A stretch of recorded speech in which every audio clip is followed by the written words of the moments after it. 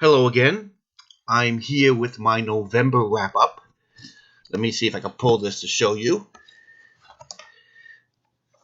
I have read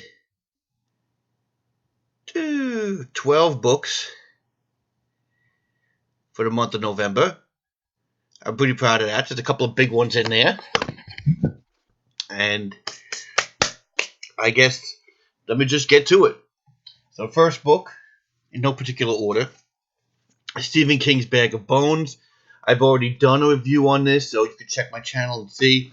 I gave it 4 stars. An enjoyable Stephen King. Next one. All the Birds in the Sky by Charlie Jane Anders. When I first read this book, I wish they just took the first 100 pages of this book and turned it into a book and got rid of the rest, because this was a 5-star book at the beginning of this book. Let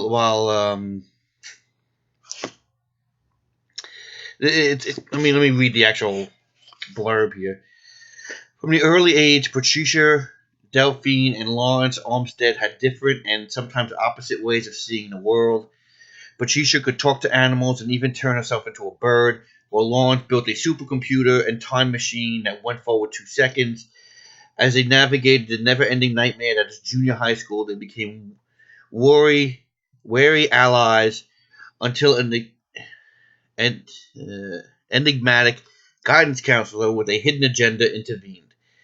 They didn't expect to see each other again, and yet after 10 years, they both adults living in the hipster Mecca San Francisco, and the planet is falling apart around them.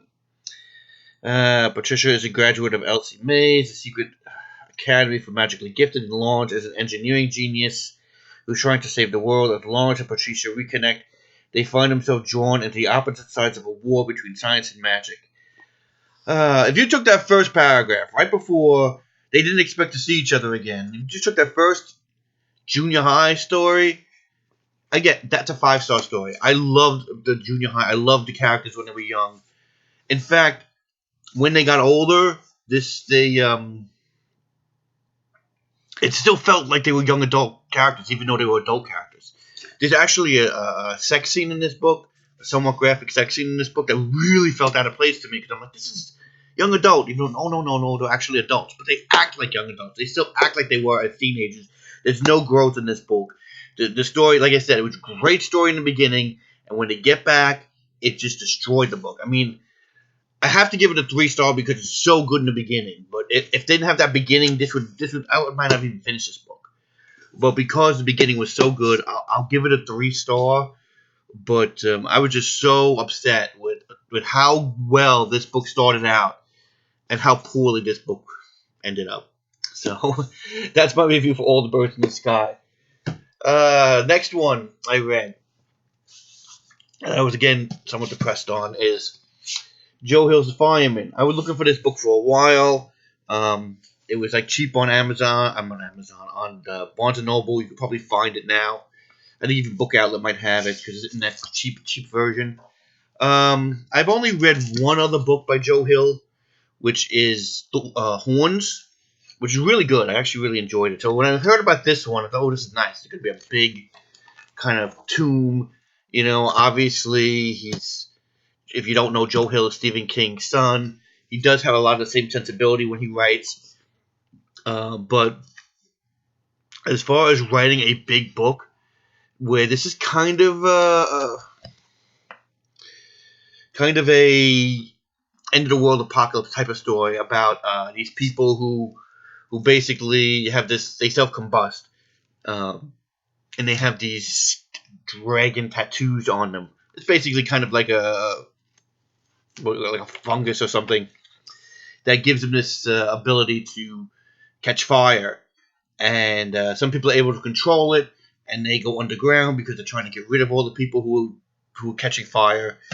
And the first, I would say, like the first 100, 200 pages moves really quickly and kind of sets up the world, and sets up the, I guess this resistance movement kind of thing.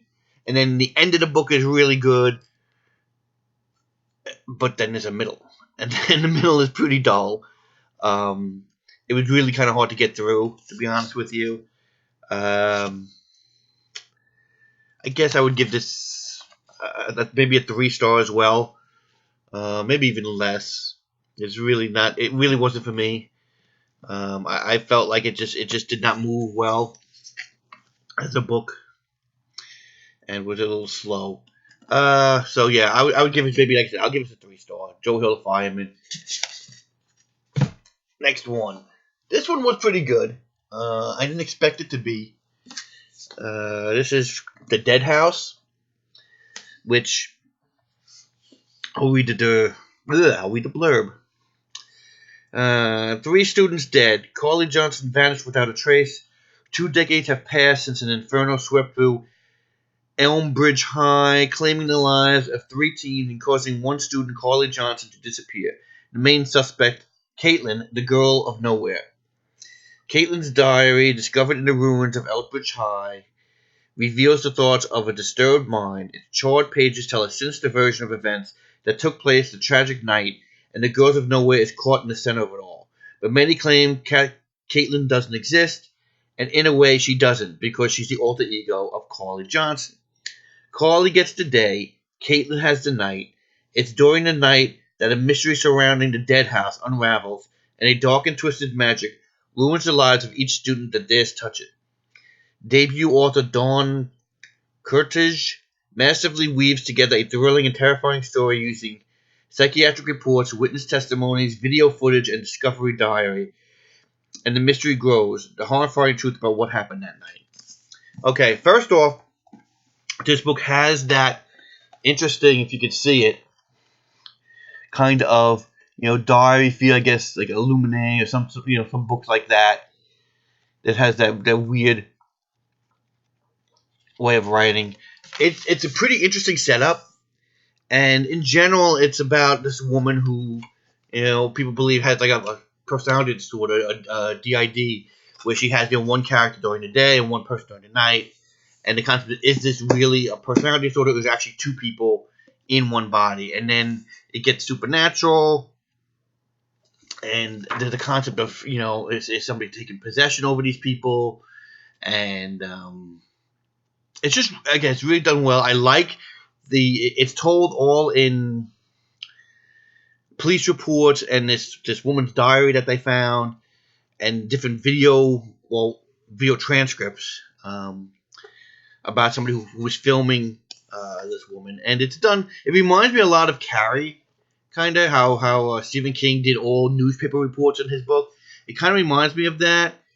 And again, it's not a great book. I mean, it's not like a 5-star book, but I did really enjoy it. It's a young adult book, but it's still somewhat creepy.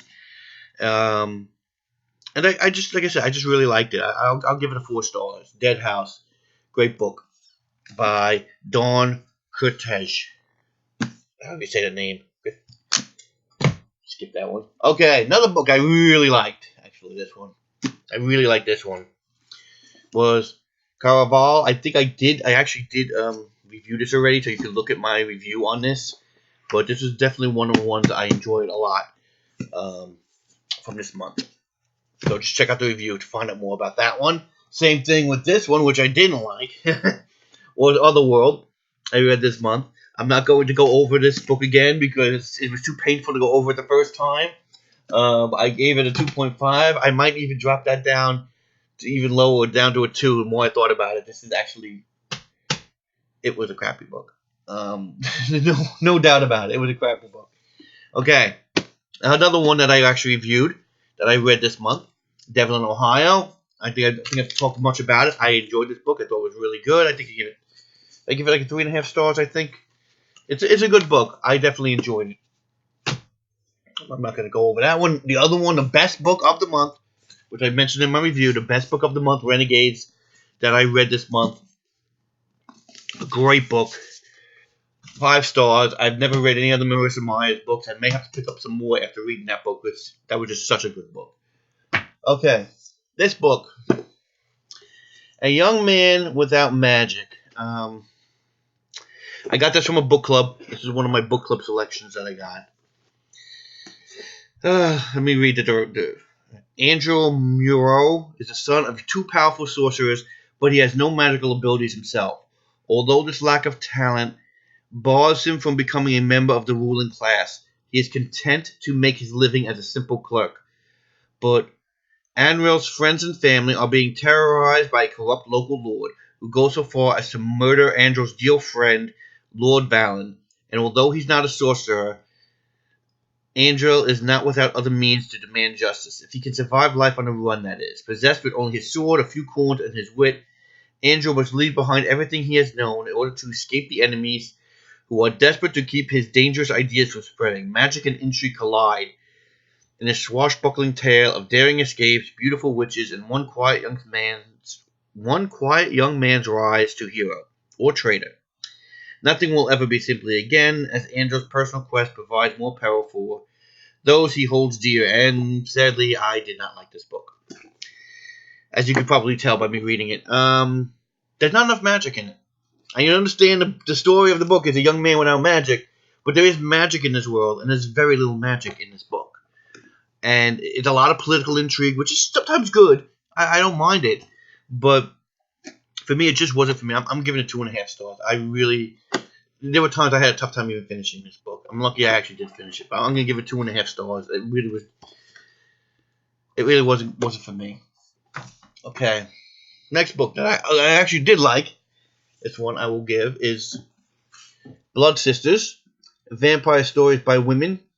This is an anthology collection of vampire stories by some really good writers, actually. You got Charlotte Harris in here, you got Kelly Armstrong, you got Laurel Hamilton, really, quality writers. There are some stories that obviously are better than others, but in general, how many stories are there in here? There's a lot of there are a lot of stories in here. If you see, there are a lot of vampire stories in this book, and I liked a good chunk of them. I mean, I would say I probably liked at least more than half of these books. I really like these stories. Some ones I could probably pick out that I really liked. The Unicorn Tapestry was really good. Oh man, I don't even remember some of the names of these, but again, there was a lot that I liked. I'm not gonna really go into every book, but 4-star book. If you see this, I think I got this also from my book club. I'm sure you could get this pretty cheap. This is a great anthology series, especially if you like a lot of these authors and if you like vampire fiction. Blood Sisters, 4 stars. Real popular book for me. I really liked it. Okay. Getting to the end. This is a book I actually thought I would like. I was really excited to get it, which is called Ararat by Christopher Golden. Christopher Golden, I know Christopher Golden from the Buffy series. He wrote like some of the comic books, I think, from Buffy.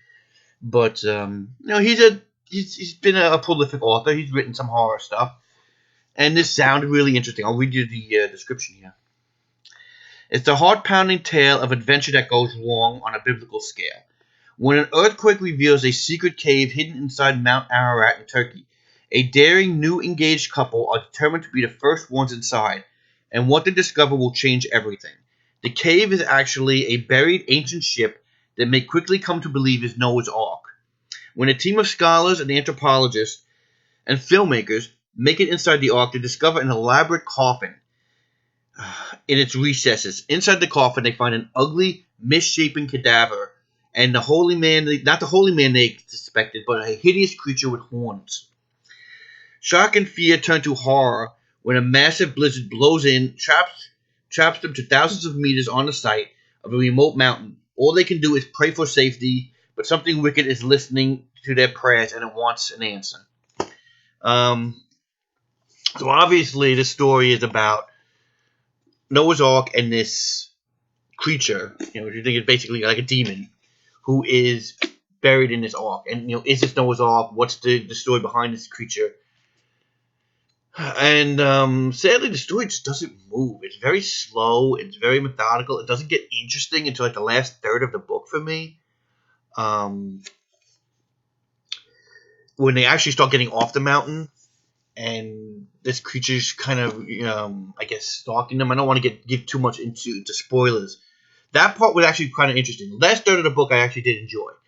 But by the time I got to the last third of the book, I was like, oh, having to trudge through these first two sections, at least the first 100 pages, I'm like, where's the interestingness of this? And like I said, it really kind of saddened me, because if the first half and the second half of this book was as good as the third half of this book, I could have given this like a 4 or 5 star. But because of the way that this book was written, I can only give it maybe a 3.5, because I do think the last half was good. I could probably give it a 3.5. If you can get through, if you buy this book, just try to power your way through the first half of this book, and then you'll probably start getting interesting. But it's just tough for me to get through the first half of this book. And that's my review of Ararat. And that is my last book, actually, I believe. Oh, no, one more. Excuse me. I thought I had one more book. One more book. Okay. Cash Crash Jubilee. This is book 1 of the Jubilee cycle by L.K.P. Williams. Okay, it's a cyber dystopian book. It's book 1. I don't know how many books are off this book. It's a 3 or what, but let me read the description. In a near future Tokyo, every action, from blinking to sexual intercourse, is intellectual property owned by corporations that charge licensing fees. A body bank computer system implanted in each citizen records their movements from moment to moment and connects them to an audio-visual overlay of the Internet, so that every inch of the metropolis crawls with information and shifting cinematic premiotainment. Wow. Anon Kenzaki works as a liquidator for the Global Action Transaction Authority. His job is to capture bankrupt citizens, remove their body bank, and banish them to bank death camps, where they are forever cut off from the action transaction economy. Anon always plays by the rules and is steadily climbing the liquidator ministry ladder. When his savings accumulation and another promotion just around the corner, everything seems to be going well, until he is asked to cash crash a charismatic politician and a model citizen. Soon after, he is charged for an incredibly expensive action called Jubilee that he is sure he didn't perform.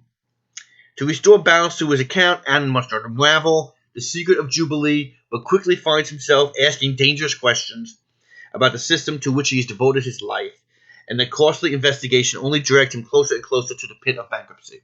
Okay, I didn't think I was going to like this book. And in fact, when I first started reading it, I'm like, okay, this is probably going to be not an interesting book, because the concept seemed really weird to me. Again, I got this in a book club, so this wasn't a book I picked up on my own. But I did. Sadly, I really did like this book. It's book 1 of a series, so I'll probably have to pick up more of a series. It has a Minority Report kind of feel to it, as far as here's a character. You've seen this trope probably before. Here's a character who's part of a system, and then suddenly the system goes against him, and now he has to figure out what's going on. I just really liked it. I liked the whole corporatism of it. The concept of companies owning basically your breath and your breathing and your blinking, and every single action of your life you have to pay for something. It does sound interesting. There's a lot. This world that he built, I guess it's Eli. This world that he built is really good, and I look forward to it. So I'll give it 4 stars. Crash Course Jubilee.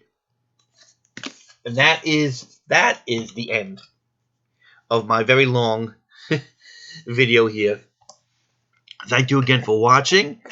I hope to see you soon, and goodbye.